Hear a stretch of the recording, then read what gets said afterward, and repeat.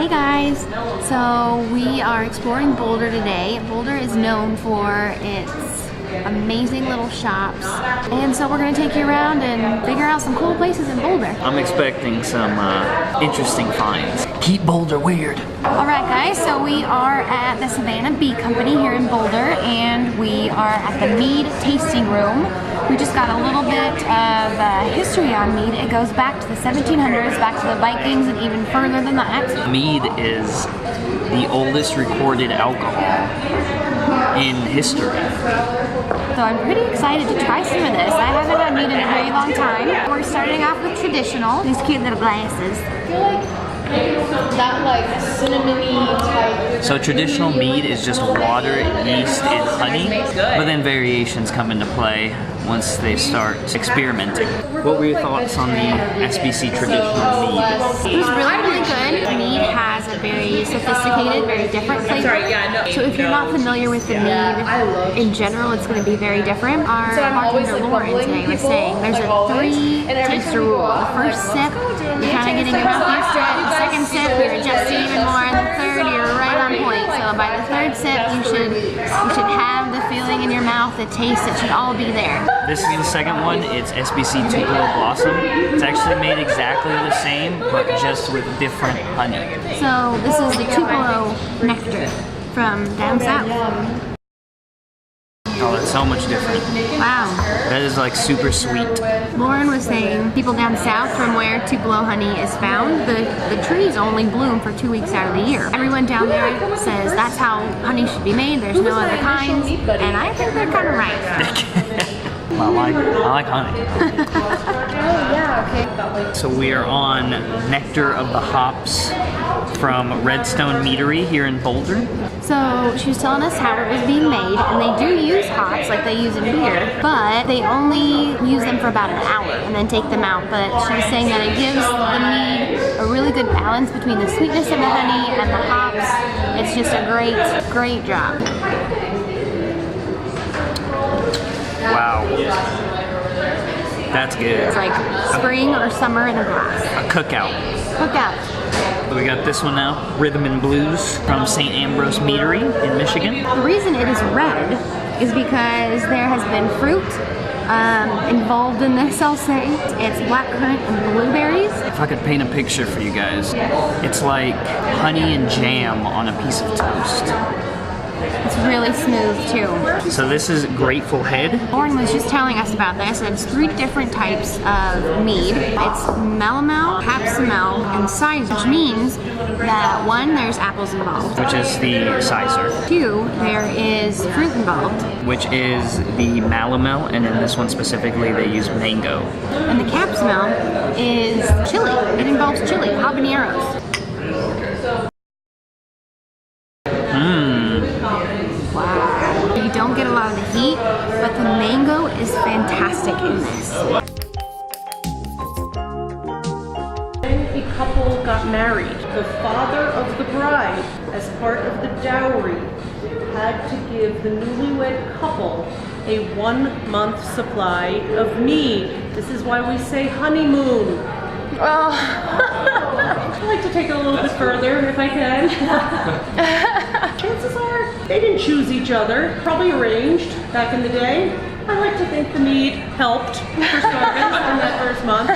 Second of all, they thought the mead was responsible for fertility. Not that the mead just made this new couple comfortable to do what they needed to do in order to make the babies, but the mead actually was responsible for the fertility. So, but then there's a dark side of the story too. Okay, so the guy who makes the mead is the mazer, M-A-Z-E-R. Now imagine, the mazer made the mead and it was like for the king or something, and then there was 9 months later not an heir to the throne. Just saying, blame the mazer. That's all. That is all. That is your meat fun facts for today. What an interesting story. The father of the woman, of the bride, was supposed to give mead to the family. Hence honeymoon, honey, mead.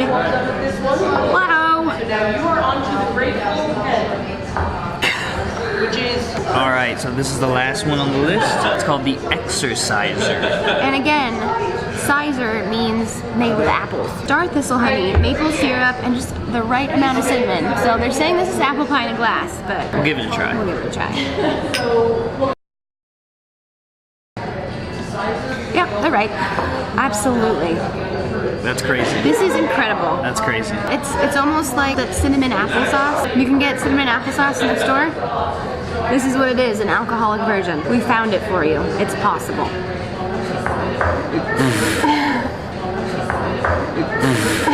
So we finished up our flight. What was your favorite? Oh, that one's so hard. I'm gonna have to go with either Rhythm and Blues or Exerciser. I think my favorite was the Rhythm and Blues. That was the reddish one. Yeah, that one was sweet. Not too sweet. A little tart with the berries. It was good. It was just nice.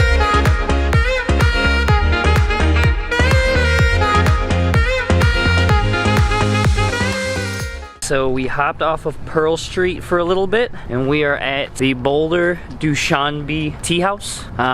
Supposedly it was built by Boulder's sister city in Tajikistan. The Boulder Dushanbe Tea House was a gift from Mayor Maksud Imarov of Dushanbe to the city of Boulder, Colorado.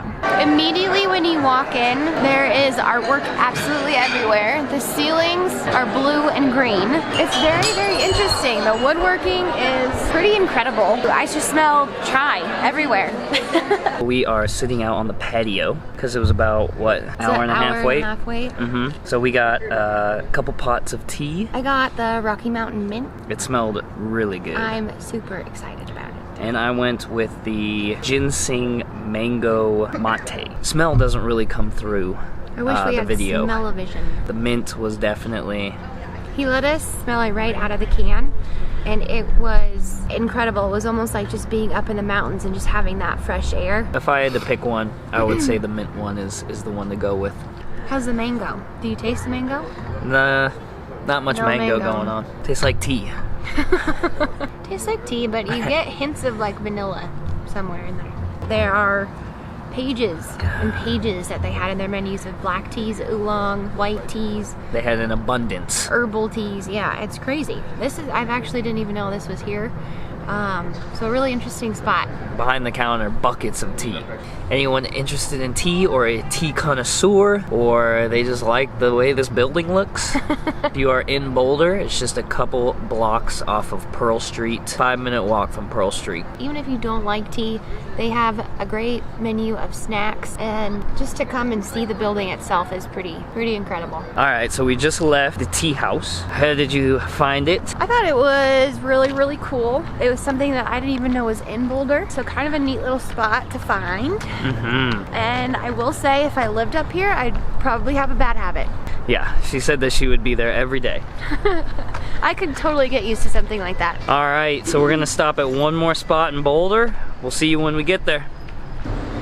Hey guys, we are at Blackbelly. They feature a lot of different foods, but they're known for their charcuterie. Definitely be getting down on some of that. Definitely get some charcuterie. Alright, who remembers the first video?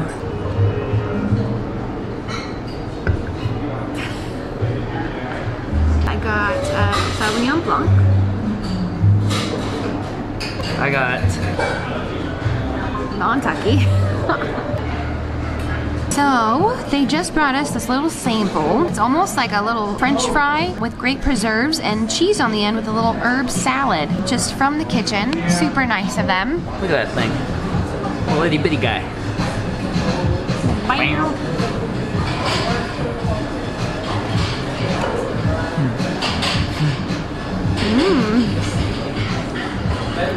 I can get some more of that.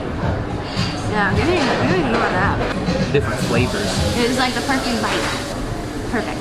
We have this fantastic looking sourdough bread from a company up in Golden. And what's super cool about this is that they have, this is just regular butter here, but this is what they call their smoked ash salt. They take all of the ends from onions and celery and different things like that, and they roast it all together. Once it's done roasted, they put it in a blender and turn it into ash, and then they smoke it with the salt. So what we've got here is a roasted pork loin. This is the chef's choice of meat and cheese. It's a type of Swiss cheese with some pickled vegetables and some whole grain mustard. We just found out what trotter fritters are, and they are pig's feet taken off the bone, shaped into bowls, and fried.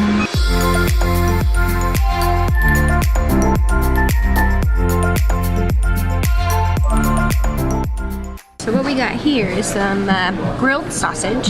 Kielbasa sausage is what it looks like, with some pickled veggies and some mustard. And then over here, they brought us our chicken Caesar slider with pickled onions. This looks like a potato bun. I think it's gonna be great. It's gonna be just firm enough to hold everything together, but so sweet.